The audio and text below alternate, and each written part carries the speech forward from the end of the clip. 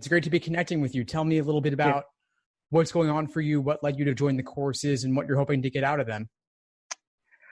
So I joined the course. I like the idea of the short, bite-sized videos that I can look into. Um, and I joined because I wanted to just get better understanding with the LSAT. Cool. So Yeah. are there any particular problem areas that you're struggling with right now? I wouldn't say. I think I want to be proficient in all three. Since the live online masterclass we did back in the spring, have you implemented any of those changes related to the review process? Yeah, that's kind of what I wanted to reconnect. I'm still kind of having trouble with the, how to review questions. Okay, sure. What are you doing right now with your review process? Well, logic games and reading comp are a little easier because with reading comp, you can just, reread the passage and kind of see where you went wrong with, how you understood the material. And then logic games, you can rewatch videos step by step of how it goes. But I think my struggles are more with the logical reasoning. Okay, so with the logical reasoning, why don't you describe to me a little bit of what exactly your review process is right now? So I would do the section and then look over it's kind of hard to explain. Okay, so you got a question wrong, or you had difficulty with the question.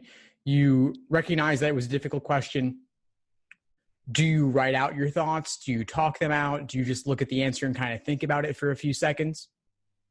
I do both. I write and talk it out. Okay, good. And how long does this typically take you per question?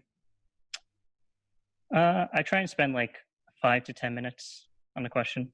Mm-hmm. Okay, and is this are you focusing on the answer choices, the question stem, the stimulus, all three, or is there one in particular? I think it's the answer choice. I think that's kind of what draws you to see like what you got right and what you got wrong.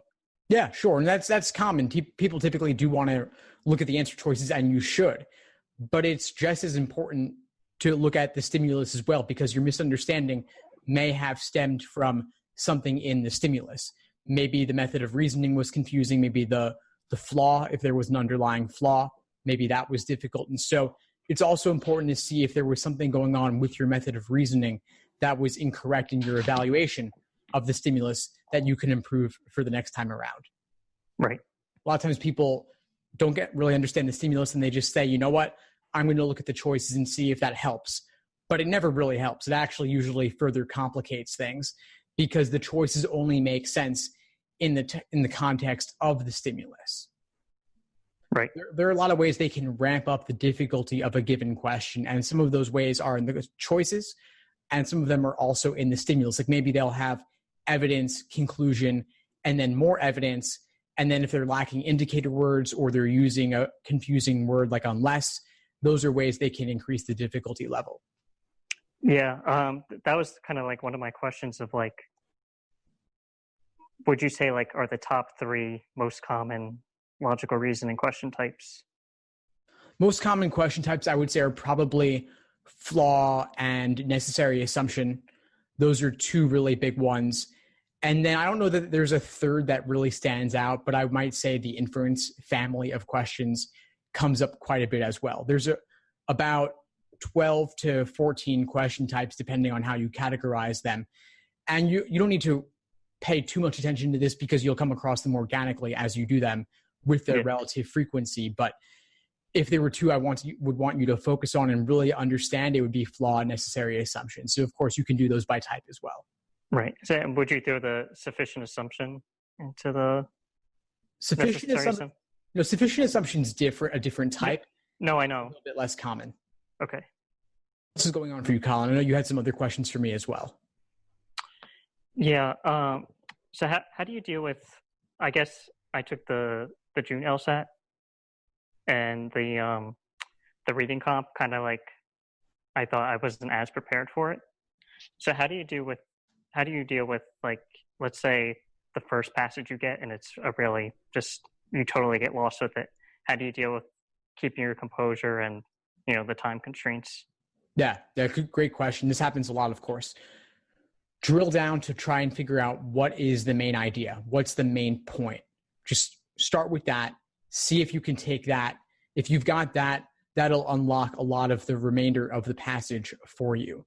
So just don't try to necessarily walk away with everything the passage is saying. Instead, focus on just what's the main idea, what's the primary purpose. If the author could only keep one sentence of this passage, what would it be? Okay. It may be a key line or a couple of sentences where they summarize their viewpoint, and that's what you want to capture. If you're having trouble overall staying engaged, I would look to see what are the major viewpoints and try to caricature them or exaggerate them in order to make them more relatable and easier to understand. Okay. And then, so I know you have on your website, like, just a big list of all the logic games by type and like hard and easy ones. But do you have like, it's kind of like a broad question, but from prep tests 52 to 81, do you have any like, I don't know, do you have any like top 3 favorite games you like to do? Oh, wow. Sure. Great question. Okay. So let's see. One that stands out in particular is test 79 game 4, the virus game. That's a really, okay. I've actually got a list of curveball games that I could pull up for you. And I'll send you this link as well, because this is a good thing to practice for the ones that are just especially tricky and don't really fit the neat mold of classic types of logic games. So the virus game, test 79 game 4 is a great one. Test 57 game 3, the dinosaur game. People had a lot of trouble with that one as well. And then test 77 game 3 would be another one. Okay. And I'll send you the list of all the curveball games, because there are actually a lot of older logic games that are also unique in some way and well worth focusing on too. Yeah. LSAT is really testing to see your ability to be adaptive and flexible rather than blindly following some technique that you copied from someone else. They want to see that you actually have the raw aptitude, and you can get there with time. It's just a matter of more additional practice to see that despite the fact that it may look different on the surface, the underlying logic is still the same. Right. Okay. Okay. So I'm taking September. So do you have anything that you would headline as must review in your course? Must review. I know. Yeah. Yeah, sure. Well, to put a priority on. Mm-hmm. Yeah. If you've already got a fairly strong foundation, which I think you do, I don't think you need to spend as much time on the foundational lessons.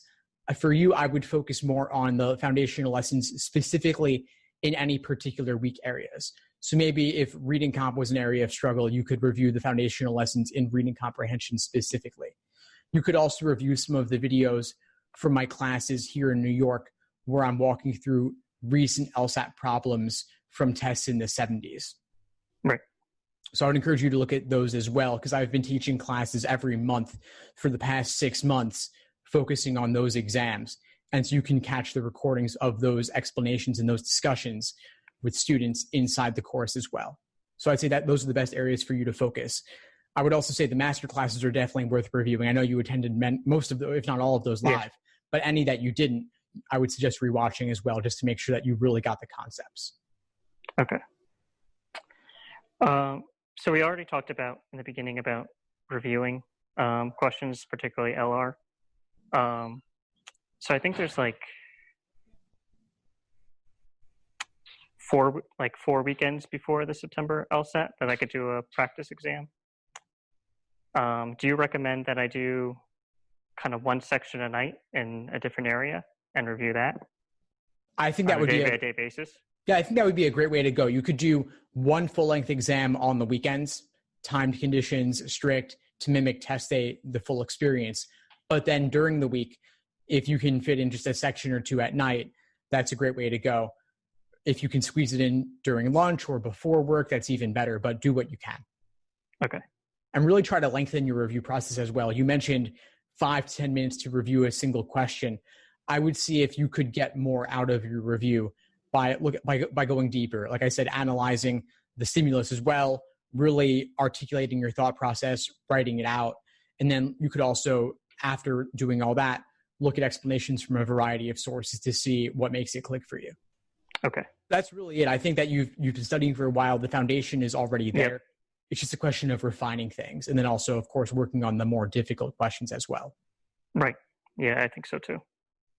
Awesome, Colin. Well, what else would be useful for you right now? Is there anything else that we haven't covered? I don't think so. I think those are some of the big areas of concern. Awesome, Colin. Well, it's great to have you in the courses again. Please keep at it as you move forward. Reach out if you need anything at all. I'm also running live classes virtually every week. And so I'd love to have you in those classes. If you have any questions or you can't make it, just submit your questions in advance and I'll do my best to cover them in class as well. Okay. All right, Colin. Well, great connecting. Have a great week. Yeah. Same to you. Bye.